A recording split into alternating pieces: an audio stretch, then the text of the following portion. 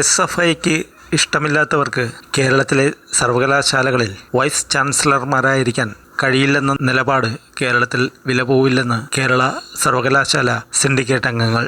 ആരോഗ്യ സർവകലാശാലയുടെ വൈസ് ചാൻസലറായ പ്രൊഫസർ ഡോക്ടർ മോഹനൻ കുന്നുമ്മലിന് കേരള സർവകലാശാലയുടെ വൈസ് ചാൻസലറുടെ അധിക ചുമതല വഹിക്കാൻ നിയമപരമായ തടസ്സങ്ങൾ ഇല്ലെന്ന് കോടതി തന്നെ വ്യക്തമാക്കിയിട്ടുള്ളതാണ്. ഹൈക്കോടതിക്ക് മുകളിൽ വൈസ് ചാൻസലറുടെ യോഗ്യത ചോദ്യം ചെയ്യാൻ SFIയെ ആരാണ് ചുമതലപ്പെടുത്തിയിരിക്കുന്നത് എന്ന് വ്യക്തമാക്കണമെന്നും സിൻഡിക്കേറ്റ് അംഗങ്ങൾ പുറത്തിറക്കിയ വാർത്താക്കുറിപ്പിൽ പറഞ്ഞു. ആഭ്യന്തര വകുപ്പിന്റെയും പോലീസിന്റെയും ഒത്താശയോടെയാണ് SFI സർവകലാശാല ആസ്ഥാനം കയ്യേറിയത്. സംസ്ഥാനത്തെമ്പാടും അക്രമം അഴിച്ചുവിട്ട് ഗവർണറെയോ വൈസ് ചാൻസലറെയോ ഭീഷണിപ്പെടുത്തി വരുതിയിലാക്കാനാണ് ഉദ്ദേശമെങ്കിൽ അത് നടപ്പുള്ള കാര്യമല്ല. എന്ത് ആവശ്യമുന്നയിച്ചാണ് സർവകലാ ആസ്ഥാനം കയ്യേറി സമരം ചെയ്യുന്നതെന്ന് SFI വ്യക്തമാക്കണം. ഇത് സിൻഡിക്കേറ്റ് അംഗങ്ങളുടെ തീരുമാനങ്ങൾക്കെതിരെ നടപടിയെടുക്കുന്നതിൽ നിന്ന് ചാൻസലറെയും ഹൈക്കോടതിയെയും ജഡ്ജിമാരെയും ഫേസ്ബുക്കിലൂടെ അപമാനിച്ച സിൻഡിക്കേറ്റ് അംഗം R രാജേഷിനെതിരെ നടപടിയെടുക്കുന്നതിൽ നിന്ന് ഹൈക്കോടതിയെയും പിന്തിരിപ്പിക്കാനാണ് SFI സമരമെങ്കിൽ